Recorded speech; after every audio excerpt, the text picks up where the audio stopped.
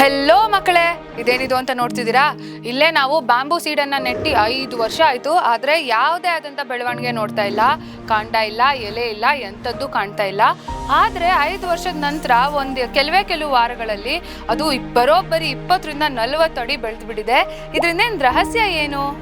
ಇದರ ರಹಸ್ಯ ಅಡಗಿರೋದು ಅದರ ಬೇರುಗಳಲ್ಲಿ. ಸೊ ಈ ಬರೋಬ್ಬರಿ 5 ವರ್ಷಗಳಲ್ಲಿ ಅದು ತನ್ನ ಬೇರುಗಳನ್ನ ಬಹು ಸ್ಟ್ರಾಂಗ್ ಆಗಿ ಮಾಡಿಕೊಂಡು ಒಳ್ಳೆ ಫೌಂಡೇಶನ್ ಅನ್ನ ಕ್ರಿಯೇಟ್ ಮಾಡ್ಕೊಂಡಿತ್ತು. ಸೊ ಹಾಗಾಗಿ ಕೆಲವು ವಾರಗಳಲ್ಲಿ ನಾವು ಅಷ್ಟು ಗ್ರೋತ್ ಅನ್ನ ಕಂಡ್ವಿ. ಅದೇ ತರ ತಾನೇ ನಮ್ಮ ಸ್ಟೂಡೆಂಟ್ ಲೈಫ್ ಕೂಡ. ಓದಕ್ ಶುರು ಮಾಡಿದ ಕೂಡಲೇ ರಿಸಲ್ಟ್ಸ್ ಕಾಣತ್ತಾ ಅಥವಾ ವ್ಯತ್ಯಾಸ ನೋಡಕ್ಕಾಗತ್ತಾ?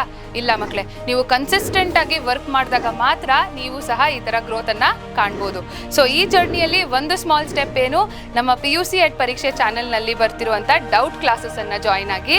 ಯಾವತ್ತದು? ಫ್ರೈಡೇ 6 o'clock ಜಾಯಿನ್ ಆಗೋದು ಮರಿಬೇಡಿ.